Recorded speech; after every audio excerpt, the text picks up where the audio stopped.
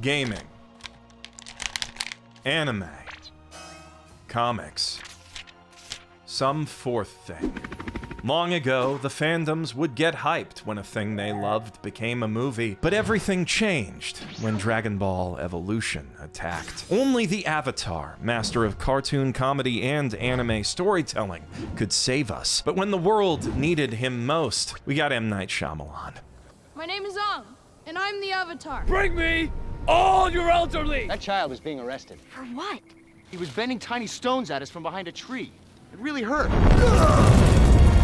He's making fire out of nothing. Well, actually, what we got was a whole lot of studio meddling that M. Night got blamed for. He's honestly the biggest victim of the whole debacle, having his name irrevocably attached to this barely watchable lump of garbage that barely resembles his original vision. To be fair, that original vision probably still would have pissed a lot of Avatar addicts off, but more in the quirky, fun 80s Super Mario movie way, you know, where the film is clearly doing something, just not the something most people wanted to see. Which is still infinitely better than doing nothing anyone would want to see, but that's a story for another YouTube video, which several other people have made already, I'm sure. As a jumping off point for today's story, all you really need to know is there was a Last Airbender movie once, and it has a legitimate claim on being not just the worst adaptation, but the worst Hollywood film of all time. Ultimately, that had two lasting effects on the legacy of Avatar. Firstly, the whole brand kind of collapsed in on itself for a while, and every time its creators tried to build it back up, the Nick execs who actually caused the problem would lose their nerve at the last second, and now suddenly the last season of Korra gets to premiere in a crappy web player, just for example. But second, the film's honestly miraculous, complete lack of any redeeming qualities left us all with one burning question. What if? Not even what if we did it right this time, just what if we tried again? It can't possibly be worse, right? Like the eternally hypothetical Final Fantasy VII remake, the dream that there could one day be a good live-action Avatar became so fixed in the imagination of the fans and creators alike that its manifestation as some kind of consumable product was inevitable, as was the absolute shitstorm of discourse that preceded and followed its release on Netflix last week. You've probably heard a lot of passionate takes on this show since then, ranging from "it killed my entire family in front of me" to "it sucked my dick and gave me free cake." But today we're gonna try to cut through all that noise to find honest answers to three key questions. Is this new series worth watching for fans of the original? Does it work as a standalone adaptation? And most importantly, was this whole thing just a fundamentally bad idea? Before I tell you the answer to all three questions is yes, mostly, I really ought to tell you about today's sponsor, Gamer Sups. The Fire Nation! The Fire Nation's coming! Oh no! I have so much flammable stuff! Who will save us? Look over there! It's the legendary destined hero with the power to take down firebenders! The Avatar Smoke Show! The new Gamer Sups cup waifu. When she gently rubs her magic hose, not pictured, it shoots great spurts of liquid that can douse any flame. So, just like a waterbender? No, idiot. Waterbenders shoot boring old water. Smoke Show shoots the greatest liquid known to man, Gamer Sups, which she can also suck right out of the hose at any time to instantly gain its focus and energy-related benefits, plus essential antioxidants, which is kind of like the Avatar state, but better. It tastes delicious too, and that's why you should go to gamersups.gg/basement to buy some at a discount now. Plus also maybe some of the sexy firefighter merch while supplies last. Future Geoff here. Supplies did not last. Cups already sold out. They got a few t-shirts and trays, I believe, left, so get those while the getting's good. Or instant ramen. They make instant ramen these days. And tea. Do you have calming jasmine? Nah, but they do got sleepy time. Hey, where'd everyone go? Oh, my nephew is burning them all to death right now. Huh. How about that? So, how many can I put you down for? The pain. Let's get the obvious questions out of the way up front. Is Netflix's Avatar: The Last Airbender as good as Nickelodeon's Avatar: The Last Airbender? Okay, yeah, expected that. But is it as bad as Nickelodeon movies The Last Airbender, an M. Night Shyamalan film? That depends on who you ask and how much of a liar they are. Notable Twitter Blue engagement farm discussing film said, at worst, the Netflix show makes M. Night Shyamalan's 2010 The Last Airbender film feel like a mercy, because at least that poor effort was only 2 hours long. And the only way I can square that statement with any sane view of reality is if the writer has never seen the movie. Because even if you only watch the last Flixbinger's shit garbage pilot episode and never actually get to any of the good parts, the difference in quality is still night and day.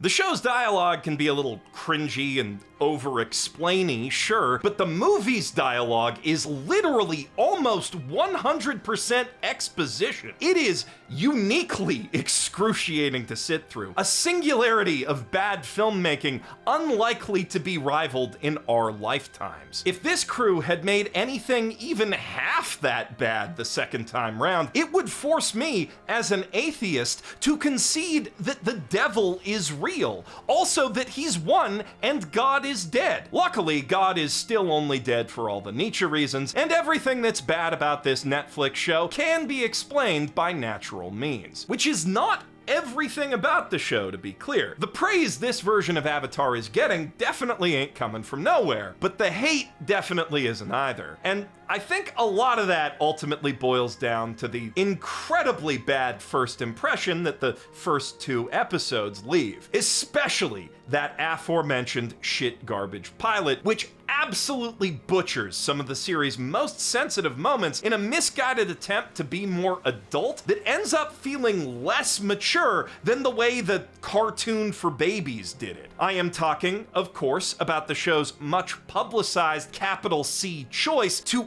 open on the Airbender genocide depicted in the most gruesome detail a TV-14 rating will allow. So, gotta cover up the blood mostly, but there are dead bodies that Aang can poke with his big stick now, and when the Fire Lord gets mad, he can go all Darth Vader on their asses, but with fire.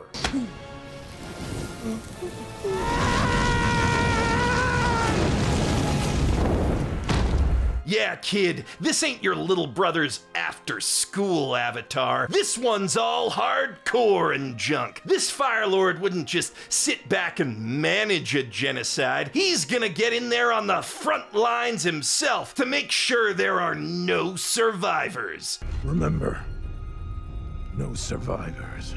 See? Now, clumsy as they are, these scenes do at least attempt to expand the series' lore and history a little bit. The idea of disinforming Earth Kingdom spies to draw troops to Ba Sing Se and away from the air temples in preparation for Sozin's Comet is kinda strategically interesting, and it sets up a callback later on where Zhao's assault on the Water Tribe is revealed to merely be a diversion, enabling Azula's taking of Omashu. Because obviously a bunch of enemy boats going to the North Pole would pull Earth Kingdom ground forces away from one of the only 2 cities they have left. You know, one of the advantages of the original Avatar's age rating required reluctance to directly depict the more direct aspects of warfare is its writers didn't really have to account for all this strategic logistical crap. They could simply say, for example, that the Fire Nation managed to eradicate all of the flying nomads on the entire planet off screen without having to grapple with the tricky tactical question of how exactly anyone could pull that off, and inevitably coming up with some laughably stupid answer like the entire race just happened to be in the same town for the big Centennial Comet Festival. Better go help set up for the Great Comet Festival before the air nomads from the other temples arrive. How many are coming?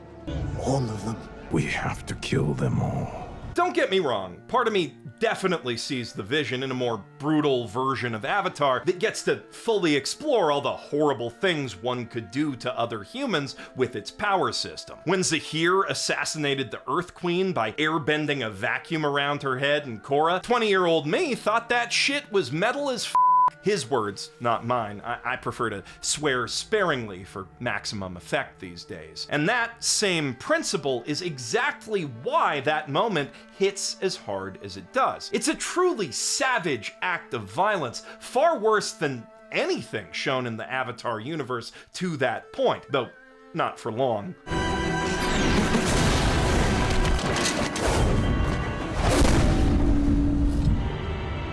And even more shockingly, Zahir uses the most peaceful, defensive of the bending arts to do it. In so many ways, it feels like a taboo was just broken. Like the world of Avatar has been fundamentally and irrevocably changed by this one crime. You know, like that Community episode where Geoff commits the first murder in G.I. Joe history. And that gives the moment the gravitas a regicide leading up to attempted demi-deicide really should have. But moments like that can't have that kind of impact in a show where horrific violence is just, you know, part of the general vibe. The kind of impact that facing the aftermath at the Southern Air Temple had on Aang and the audience in the original series after 3 straight episodes spent goofing off and trying not to think about it. This version reduces that masterfully wound up gut punch to a pathetic slap in the face. An afterthought of an epilogue awkwardly tacked on to the end of its clumsy, overly expositional retelling of The Boy in the Iceberg, like, and so Aang made a daring break from Prince Zuko's brig, riding off into the new world with his newfound friends and his oldest friend, Appa. Then he went to a room full of skeletons to scream and glow at them. The end. What's happening?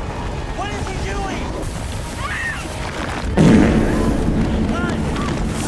This one quiet shot from the original anime of Gyatso, the kindly old goofball we only got to know from Aang's funny cartoon flashbacks, lying dead in the snow, surrounded by the countless firebenders who fell trying to take him, says more about the tragedy of this war crime and the ferocity with which it was opposed than all the CGI sound and fury $15 million an episode can muster. Which is still a lot better than what the movie mustered, with 10 times that many dollars, to be fair, but let's be real, that bar is underground. A few of the show's fights do feature some seriously impressive stunt work and choreography, and the big final battle scene where everything goes all black and white except for a few splashes of color after the moon gets dead, that's legitimately breathtaking. I wish they did more stylish, stylized stuff like that, because while the CGI here does look by and large better than the movie, it's just not up to the level of realism the rest of the show's shooting for. Earth and firebending do look fairly believable. Years of Hollywood research into perfecting fake explosions and rubble really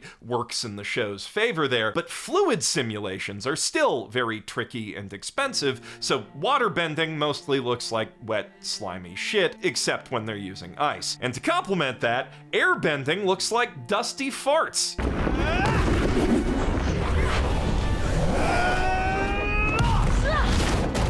Though, to be fair, it is basically impossible to make realistic airbending look like anything else, because realistically speaking, wind's supposed to be invisible, but that's obviously not very cinematic, so they had to add some kind of visual component, even though it was basically guaranteed to look silly. And when you throw those silly looking effects over the Unreal Engine-ass environments on the big Mandalorian LED wall behind the actors, the whole thing kinda just looks like a video game. Especially when the benders start flying around and they gotta swap in 3D stunt doubles, at which point this live-action remake just becomes an uglier cartoon with extra, more expensive steps. That's his real power. Connection. Building bridges. That's how he's gonna be the Avatar. Even if the bending effects had been perfect, though, the attack on the Southern Air Temple still would have sucked shit, because they made Monk Gyatso go down like a little bitch without killing anyone.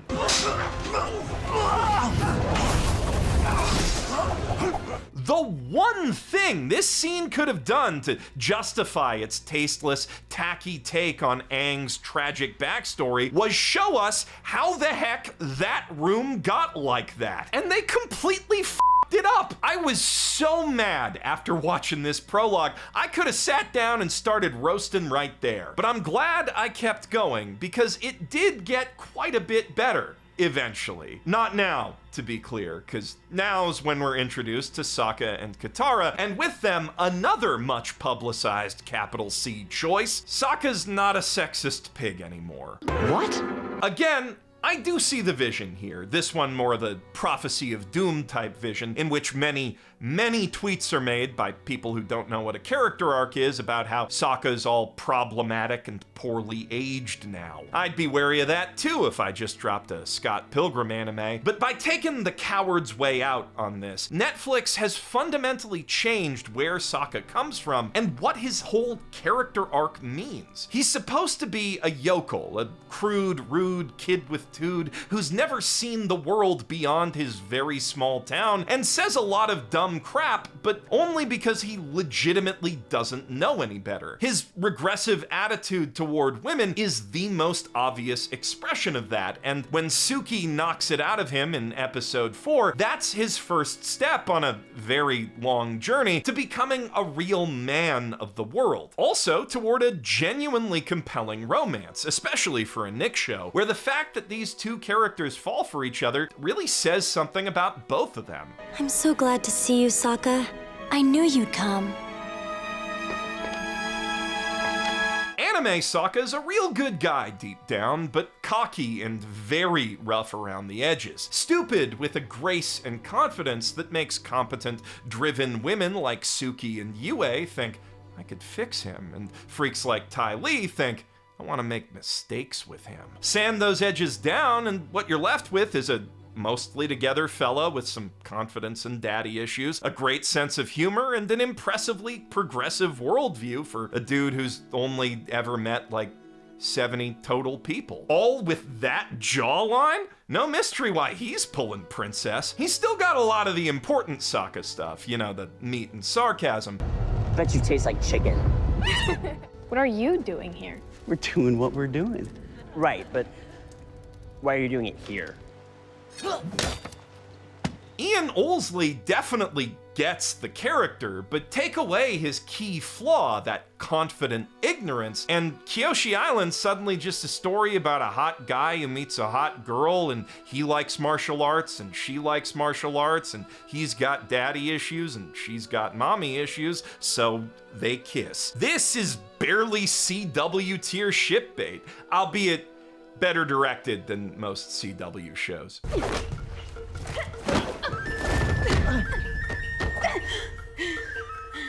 But the real problem, one that has immediate consequences for the entire story, is how this changes Sokka's relationship with his sister. Because now he's not a pig-headed jerk who doesn't take Katara seriously because women can't warrior, and she's not the unwilling surrogate mother forced to clean up after that jackass's messes. They're just siblings who bicker a bit about the age-based pecking order, meaning they have nothing to really fight over, like ever, meaning that the inciting incident of the whole story, where Katara gets so mad at Sokka for being a sexist idiot that she accidentally waterbends the Avatar free, gets changed to, oh no, the boat we were just mildly arguing on is too far away. Well, I guess you better use magic water to get it back, even though we were just arguing about that, because honestly, not that big a deal. All right, I'll just do some, oh, whoops, there's a bald kid now. And also meaning that later on, we'll need a whole mess of exposition about how bending power and control are tied to emotions, because this adaptation failed to cinematically show don't tell us that in its opening moments, unlike the low-budget cable show it's based on. Season 1 of which is roughly the same length in minutes as the Netflix version, just by the way, but due to this show's much less efficient storytelling, it's only able to cover about half of Book 1's plot points. Now, some of that time loss is the result of a few new Fire Nation subplots that were added for the sake of having more scenes on reusable sets, which honestly make way better additions to the story than what Netflix Bebop tried to do with Vicious, for example, though not as good as what One Piece did with the Marines. But the contrivances made to accommodate all these unnecessary changes to Avatar's characters also really add up, especially when it comes to the most egregious capital C choice this adaptation makes. Aang doesn't want to goof off anymore. You know, Aang, the beloved, iconic character whose first words in any piece of media ever were, I need to ask you something. What? Will you go penguin sledding with me? Now he's all about duty and saving the world and stuff. This Aang didn't run away from home directly into a storm to throw off any airbenders following him out of sheer terror at the overwhelming responsibility of suddenly being Kung Fu Jesus at the tender age of 12. He just flew away from the Comet Festival to clear his head for a bit, real low to the open ocean for some reason, and then a tidal wave snuck up on him. It's a very silly change that seemingly makes no sense unless you're looking at the story from the perspective of a TV producer who's trying to make it fit a budget. Playing up Aang's avoidant wanderlust means adding more locations to the shoot schedule, or paying a CG team to mock up more Mandalorian sets, which ain't cheap either way. But if Kyoshi shows up at the start to give Aang a prophetic vision of shit going down at the Northern Water Tribe, thus forcing him to make a beeline there, now you can focus on making a handful of more prominent locations look as good as possible. Plus, then you get to make the B-plot of the Kyoshi Warriors episode about a kid sitting in front of a glowy statue for a couple hours while his friend gets lucky, as opposed to a kid trying to ride a giant monster that is, in a very real sense, made of time and money. The critter effects we do see in the show, particularly Momo and June's Shirshu, are legitimately quite impressive, but every $1 million you don't spend filming penguin sledding is another $1 million you can spend butchering the Airbender genocide. And the stated goal of the project is to make an explicitly less cartoony, more adult version of Avatar, so what's wrong with toning down Aang's childish, goofy side? Nothing, if you don't mind toning down Avatar's soul.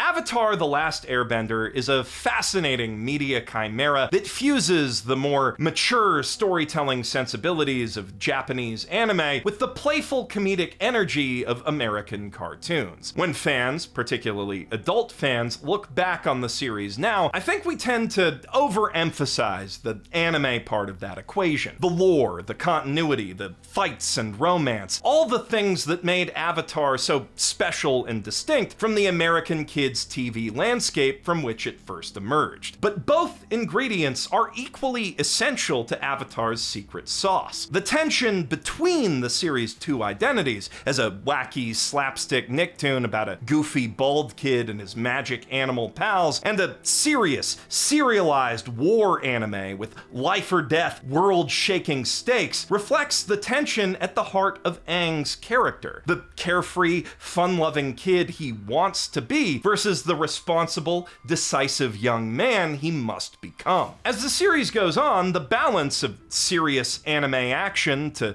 goofy cartoon diversions shifts perceptively in conjunction with Aang's own increasing determination to see his destiny through. The very structure of the story grows up alongside its protagonist, and when you take away the more childish, cartoony aspects of Avatar to focus on the good anime bits, you lose that effect entirely. That's not to say the show's allergic to goofy fun. It still plays the hits like Secret Tunnel, Secret Tunnel, and, of course, My commentary!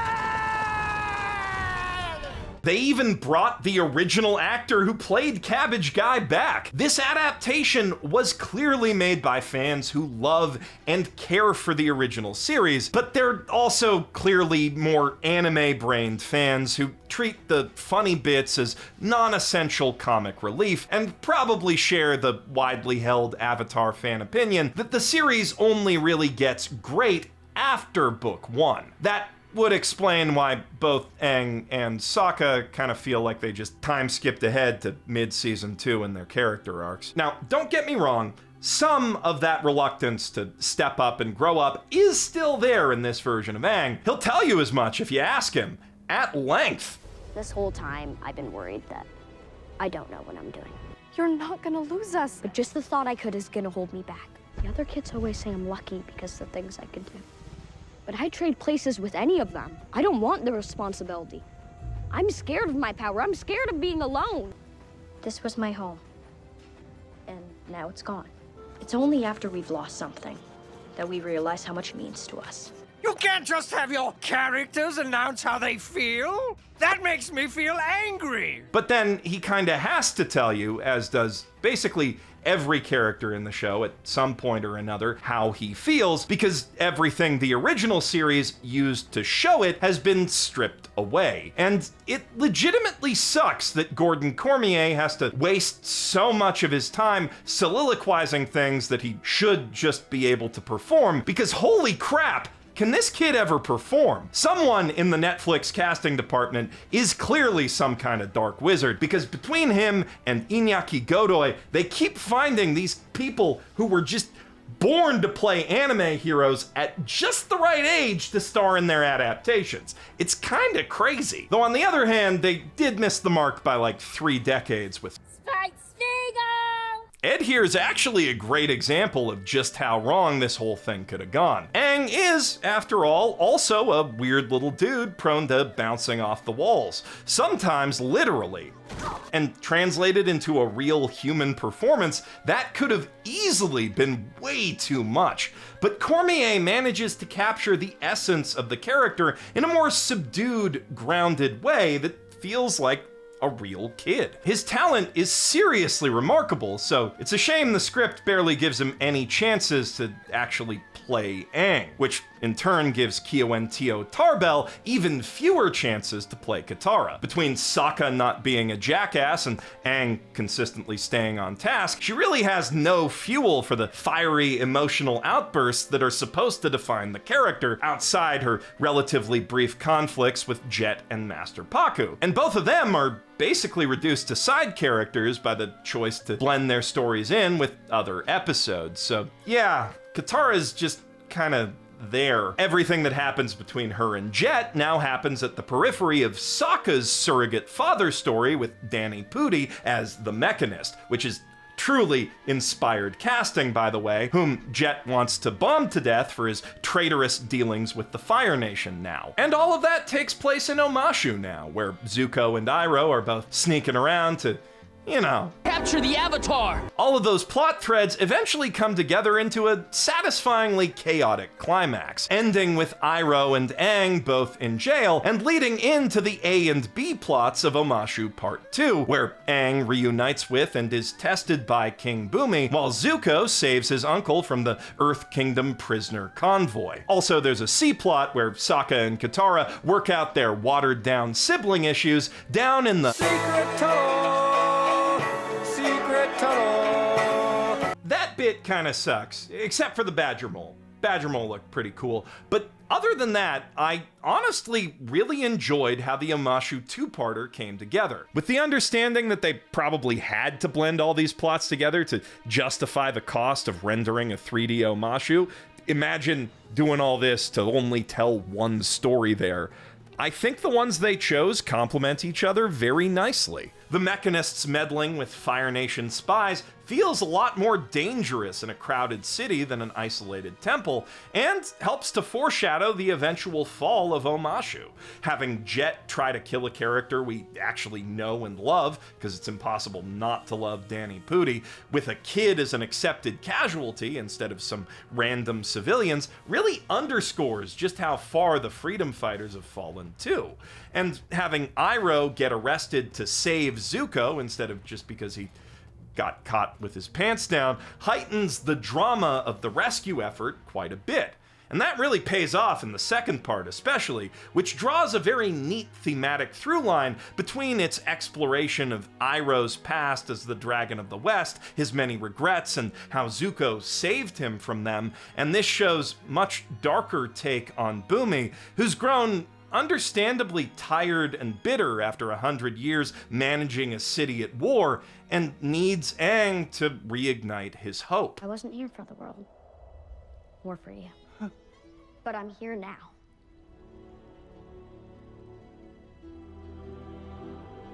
If you insist on making Avatar for adults, this is how it should be done. Instead of downplaying the innate innocence of Team Avatar, use the extra flexibility of a TV-14 rating, the extra runtime of those hour-long episodes, to set it in starker contrast against the darkness of the war and the toll it's taking on the adults around them. Sadly, this two-parter is the only part of the show that fully succeeds at, or even really attempts that approach, or at blending multiple episodes together, for that matter. The next two episodes adapt the Winter Solstice two-parter, The Blue Spirit, and some of the Spirit World stuff from the Siege of the North, with just a little sprinkle of Bato of the Water Tribe on top so that Aang can get shearshoot out of Roku's temple and taken to Iroh and Zuko so that they can then take him to Zhao. Also, the Library Owl's there for some reason, I guess because in this version Zhao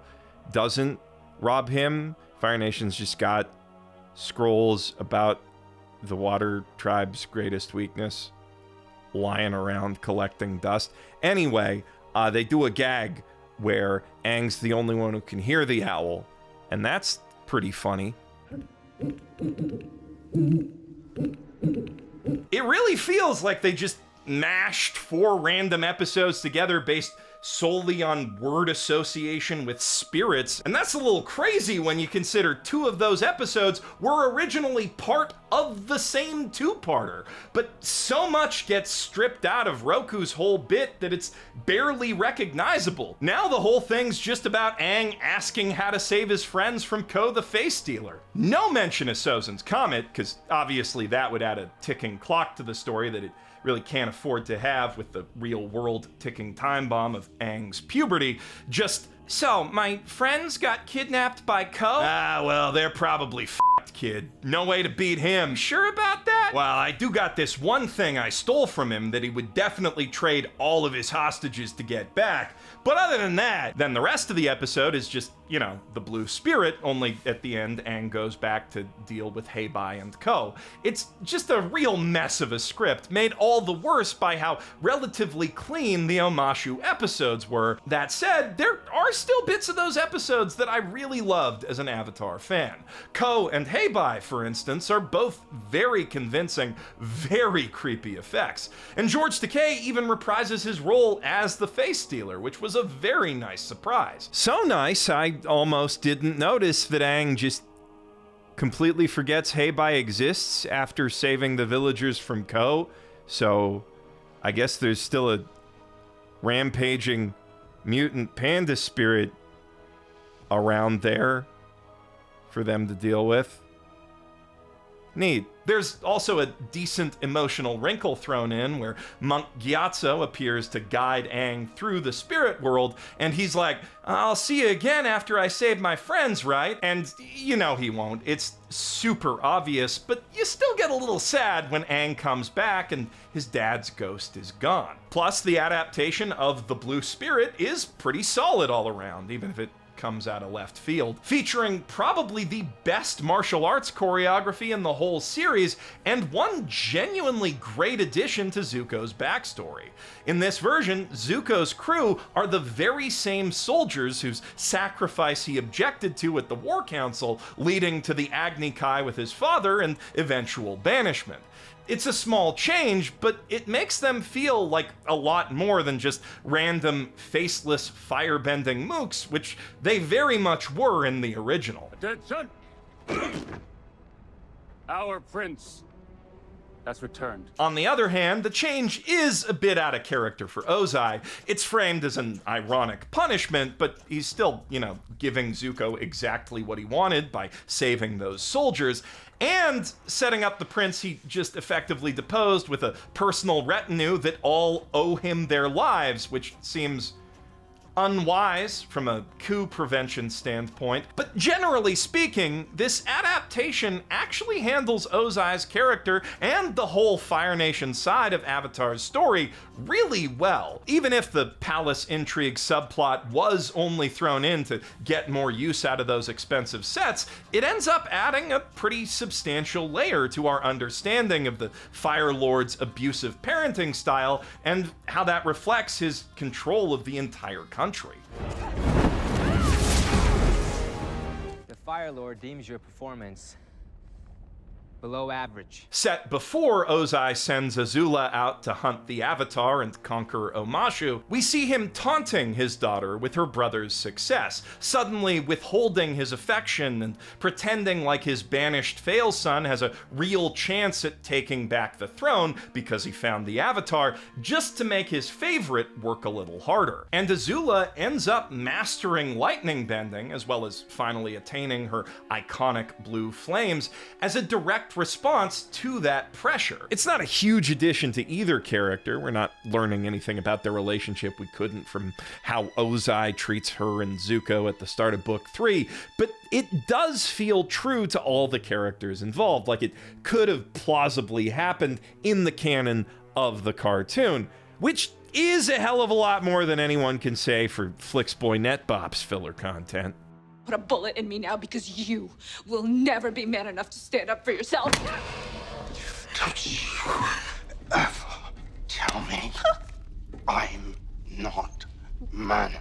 Plus, going back and forth with Azula and Ozai behind Zuko's back gives Ken Leung's Admiral Zhao more opportunities to be a delightfully duplicitous little rat f***. I swear I will not rest until I hunt down these villains. Brazen crime.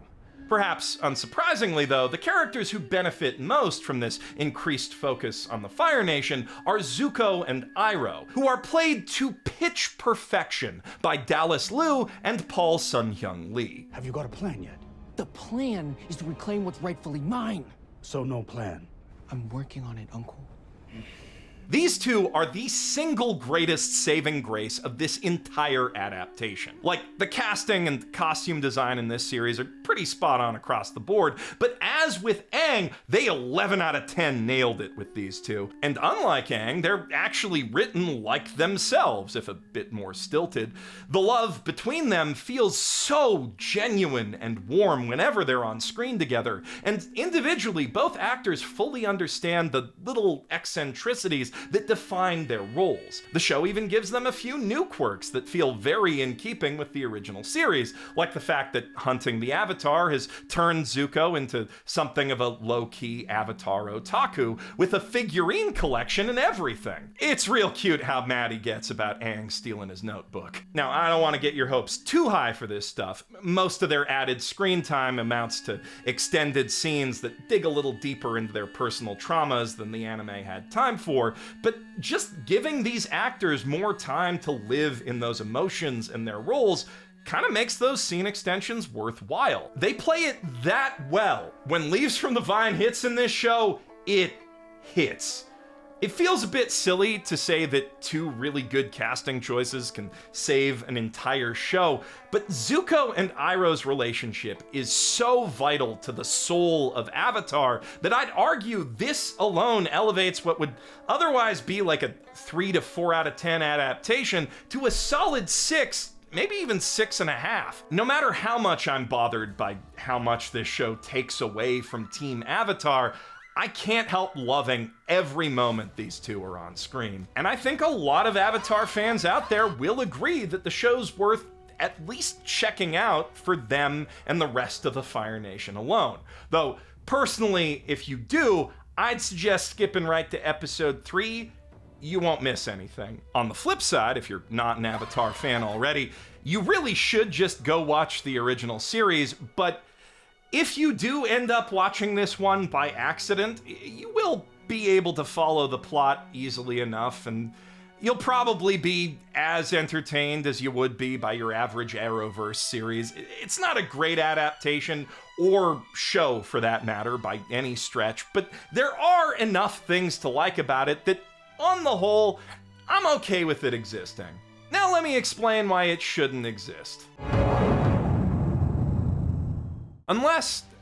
Even if you've been living under a rock for the last decade, you probably know that Disney's been raking it in hand over fist with artistically bankrupt live-action rehashes of beloved animated classics. I'm definitely not the first YouTuber to say this, and I definitely won't be the last, but I hate these fucking things and everything they represent.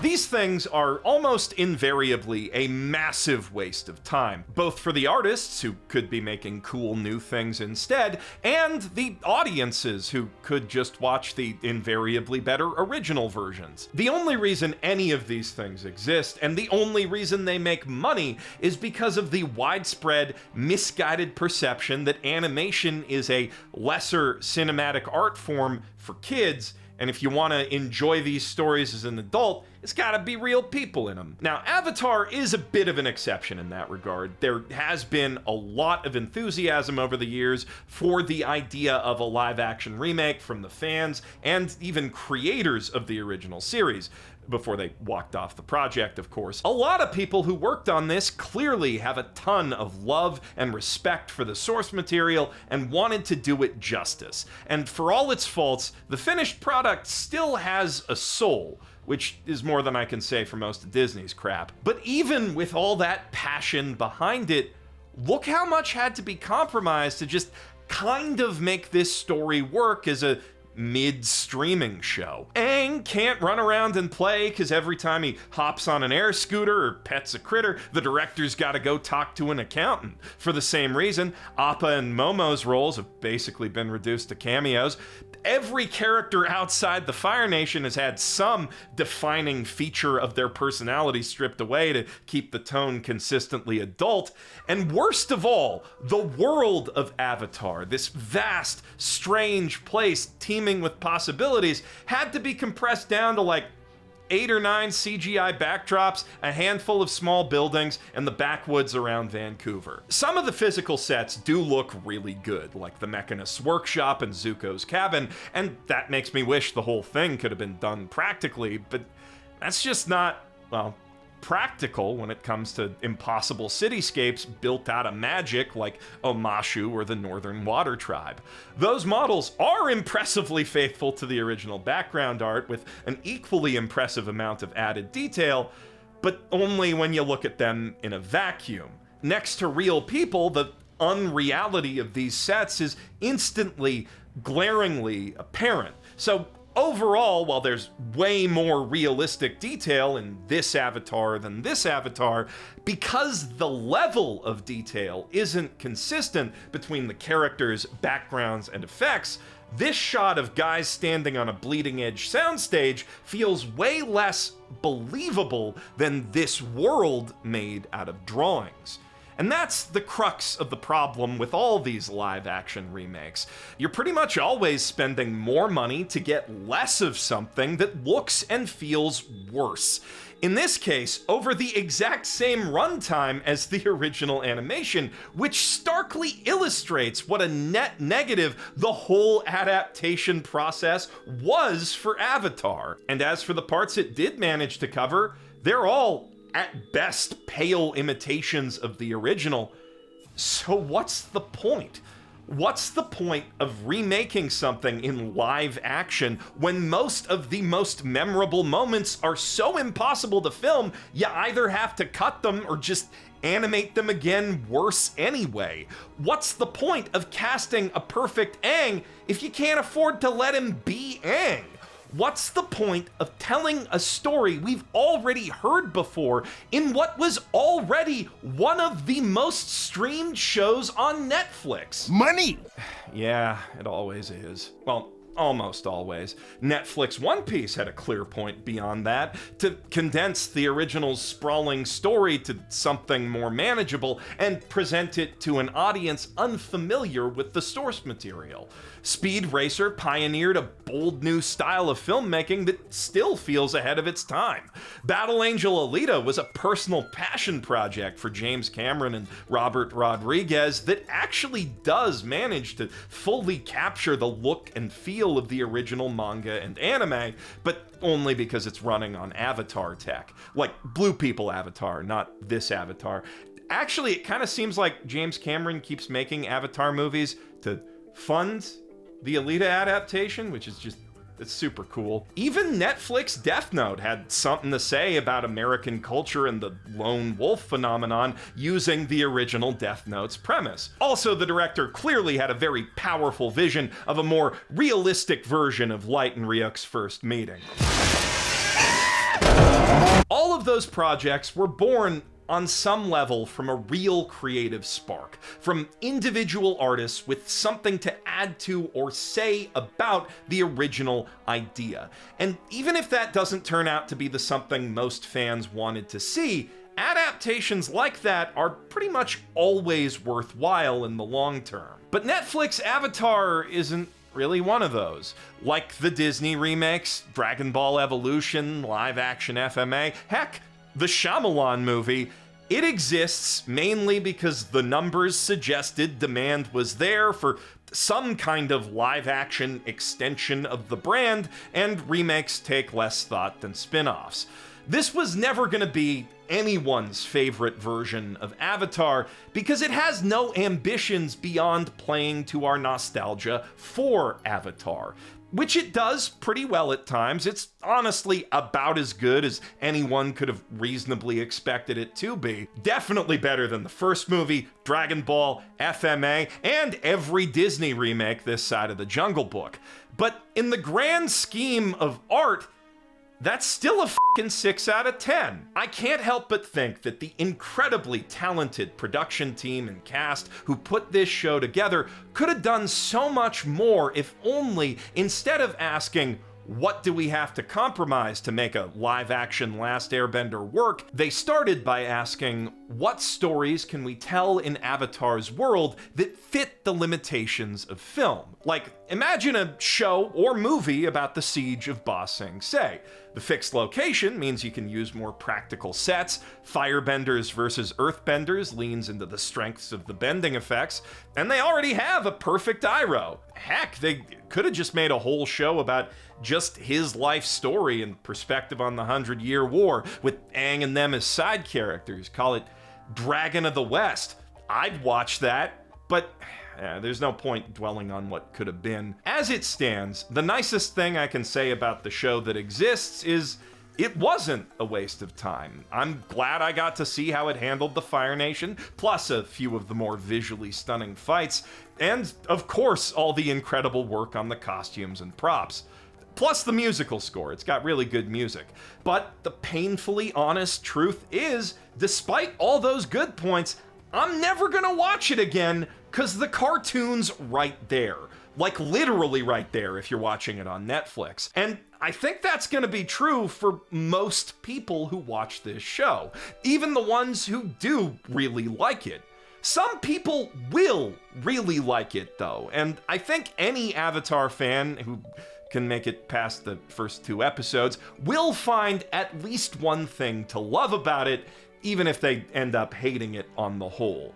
And the only way to find out how you'll feel is to give it a shot for yourself. No YouTuber or Twitter Blue engagement farmer can decide that for you. All I can tell you is I liked it just barely enough as a hardcore Avatar fan, and if I ever see this thing on an in-flight entertainment system, I'm gonna watch a Dwayne "The Rock" Johnson movie. I'm Geoff Thew, professional anime adaptation appraiser, and for anyone who's curious, on that big list I made last year of all the Hollywood anime stuff, I'd put this in 8th place, right ahead of Netflix Bebop. Also, One Piece comes in 2nd.